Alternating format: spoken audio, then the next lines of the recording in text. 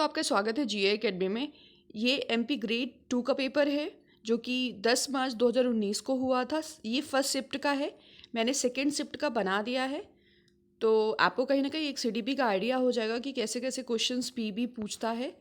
और मैं सारे क्वेश्चंस अपलोड करूँगी, आप देखना चाहो तो देख सकते हो, अदरवाइज़ आप डाउनलोड भी कर सकते हो पीबी के साइट में जा करके। चलिए अपन देख लेते हैं। मैं आपका ज़्यादा टाइम ख़राब नहीं करूँगी, इसलिए मैं कुछ सिर्फ क्वेश्चंस बोलूँगी और आंसर वो करूँगी, टिक करूँगी। ठीक है। पहला क्वेश्चन है, बाद की पुनर्प्राप्ति के लिए सामग्री में संग्रहित किया जाता है। तो राइट आंसर इज द दीर्घकालिक स्मृति। ठीक है। सेकंड क्वेश्चन है, निम्न में से कौन सी एक तकनीकी है जिसका उपयोग हकलाने, रुक रुक कर बोलने को एड्रेस करने के लिए किया जाता है? राइट आंसर लंबा भाषण। ठीक है। इंग्लिश और हिंदी की टर्मिनोलॉजी सीडीपी में आप जानो, नहीं तो क्वेश्चंस के आंसर गलत हो जाएंगे आप लोगों के। चलिए, थ्री क्वेश्चन है, जीवन के प्रारंभिक वर्षों में वातावरण और अनुभव की समृद्धि का विकास करने में सक्षम होगी। क्या विकास करने में सक्षम होगी? जन्मजात क्षमता। ठीक है। चलिए, फोर्थ क्वेश्चन है, विद्यालय में उपलब्धि से सबसे अधिक निकटता से संबंधित है शिक्षकों की गुणवत्ता से। चलिए, फिफ्थ क्वेश्चन देख लेते हैं, निर्माणवाद ज्ञान के मूल्य को स्वीकार नहीं करता। सार्वभौमिक is the right answer. Sixth question है, अजनबियों का भय जो बच्चे विकसित करते हैं के कारण होता है। किसके कारण होता है? चिर प्रतिष्ठित प्रानुकूलन, मतलब क्लासिकल कंडीशनिंग। सेवेंथ क्वेश्चन है, पाठ्यक्रम डिजाइन करते समय बच्चे की अंतर्निहित क्षमताओं को ध्यान में लाना चाहिए। Right answer. एट्थ क्वेश्चन है, एरिक्सन के अनुसार यदि स्थापित नहीं होता तो भूमिका में भ्रम होता है, पहचान में। Is the right answer. Ninth question है, किसने संगठनात्मक विकास के लिए एक सामाजिक सांस्कृतिक दृष्टिकोण विकसित किया है? वाइगोत्स्की ने, लिव वाइगोत्स्की। टेंथ क्वेश्चन है, बाल विकास निम्न में से संबंधित है?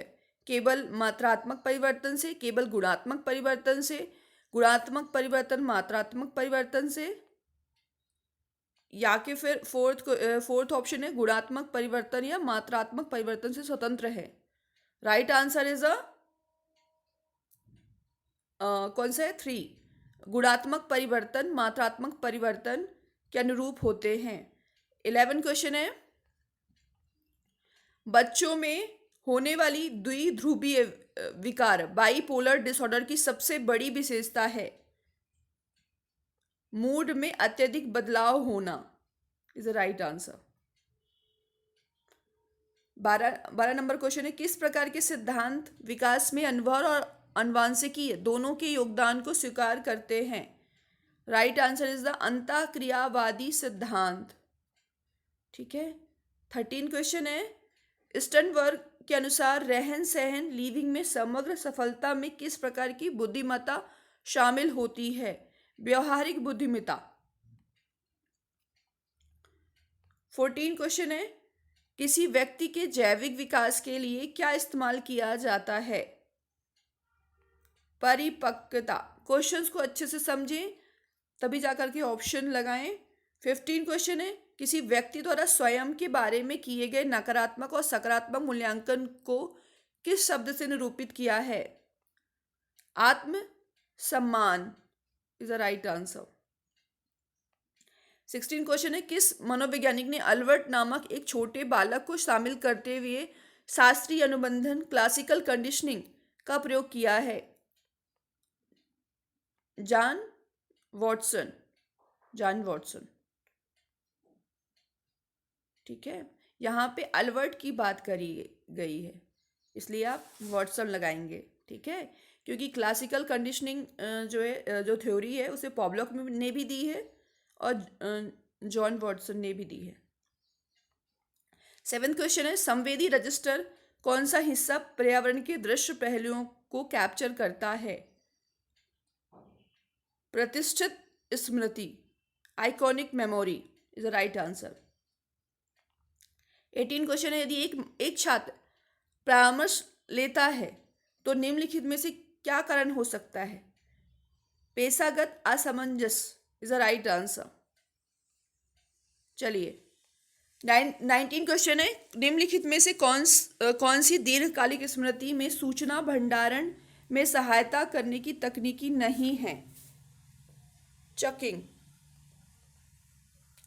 20 क्वेश्चन है, बहिमुखी व्यक्ति के मामले में निम्नलिखित में से कौन सा कथन सही है? कौन सा कथन सही है?